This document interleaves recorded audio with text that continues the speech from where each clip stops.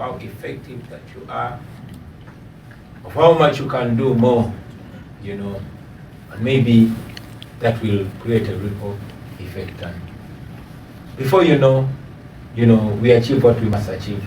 For as long as we don't stop, let us not look at the threat, let us look at the prize. Thank you. Yeah, so we are happy to have 2 more questions. All right. I have actually my first PhD advisee here at the University of Michigan is also here. I would love to give the third opportunity to him. You have to, because his research is on music and politics in Nigeria. And so I'll give the third. So 2 plus his 3. Okay.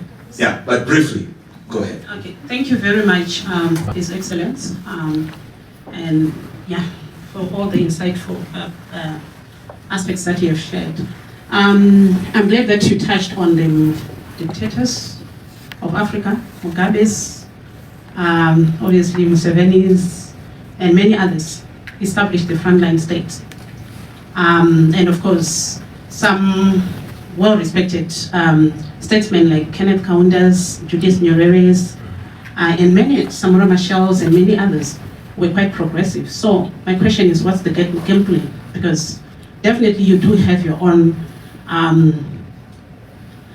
youngsters of your own generation, the likes of Chamisa. I know you're quite close to Chamisa in Zimbabwe.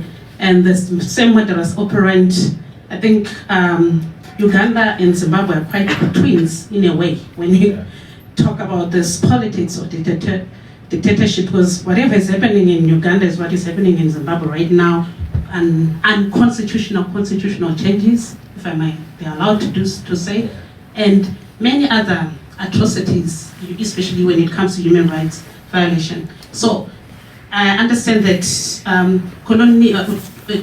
dismantling of colonialism came about due to international solidarity, regional solidarity, national solidarity, and of course the diaspora plays a very important role. So what's the game plan for you? Thank you. Thank you. What's the game plan?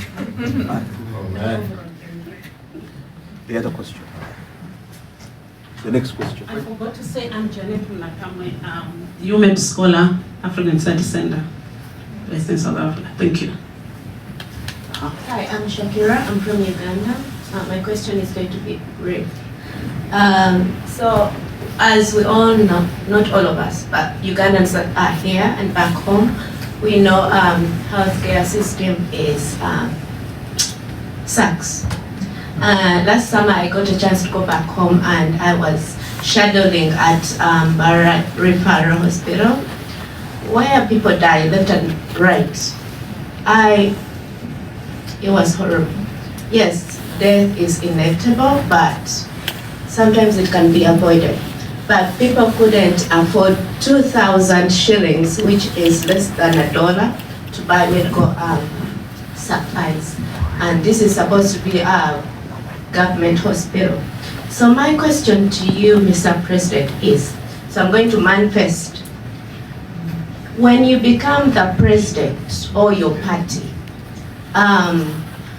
which measures or policies or plans do you have for affordable and accessible healthcare for the people that can't afford it? Thank you. And let's get Joshua's also at once, and then we probably do.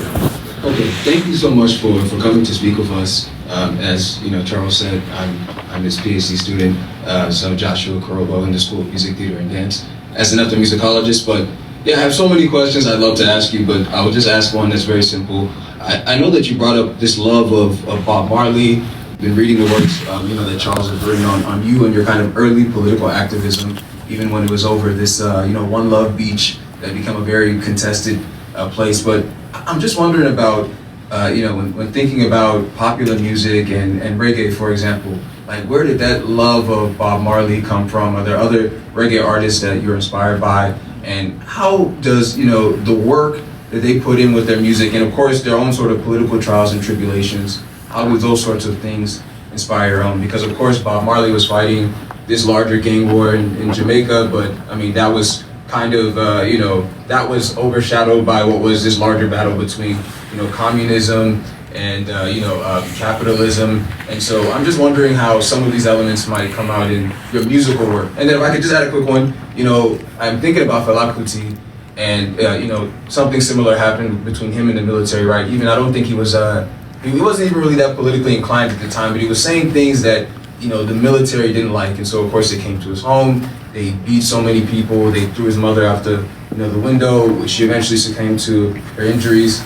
But I'm wondering about, because he created Zombie after that one, and it became very kind of insulting to the military. I'm wondering if you have something like that, at least musically, that's cooking, to critique those that are in the military, and in what sort of way? Because when we think about these dictatorships or these military regimes, right, it's the military, right? It really, not to say that, of course, there's not one big man behind it, but it's the military, and there are individuals in that military that can hopefully have their heads turned. Not to say that we should be hoping for a coup over the return of democracy, but is there a way to inspire people that also are seeing this guy, this son of again a rich dictator, and saying like, this guy is not the one to lead us? What does he even know about military conduct and whatnot? And if you have any sort of opinions about that. Thank you.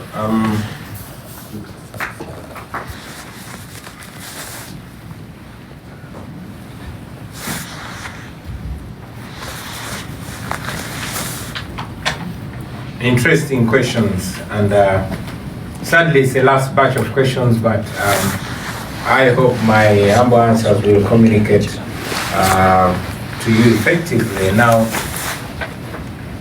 the first sister asked, what is our game plan?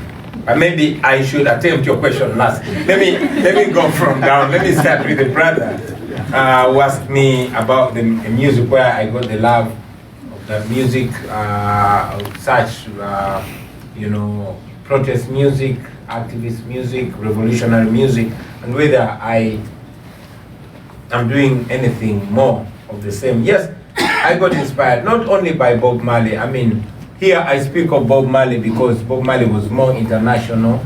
I wasn't sure people knew of people like Fela until you mentioned, glad you come from Nigeria. But people like Peter Tosh spoke truth to power.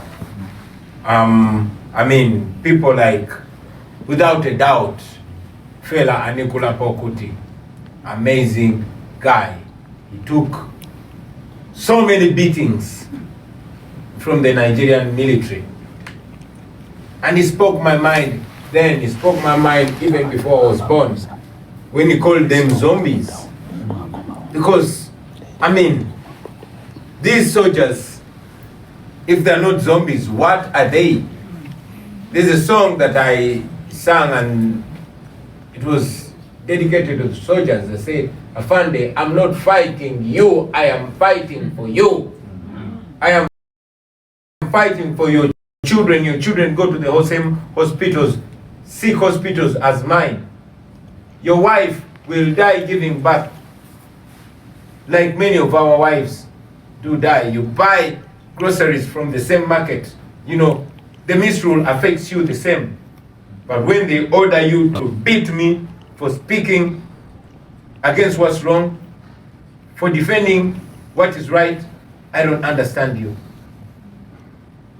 For me, I get a little closer to these soldiers, and many of them intimate to me. And I tell you what, we are under capture.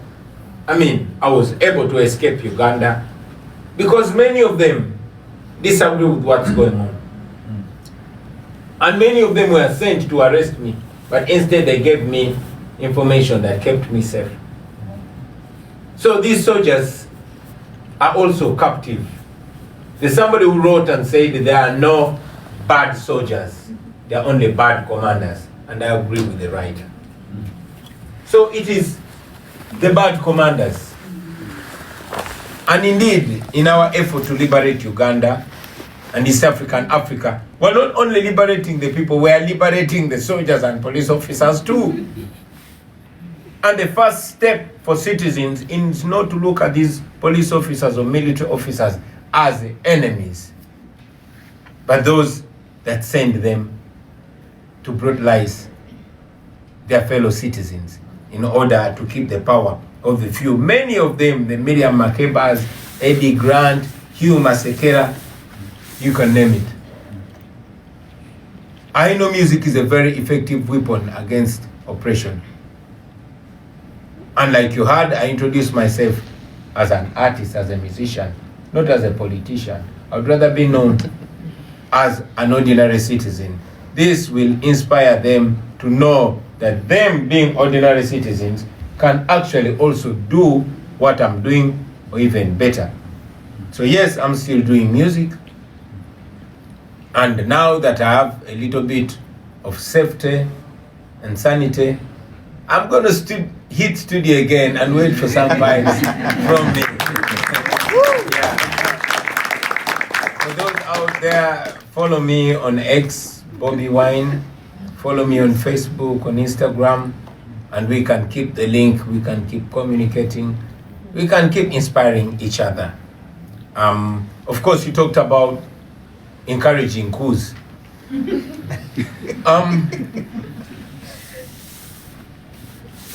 I did not say I'm encouraging coups against dictators, but neither did I say I'm discouraging them.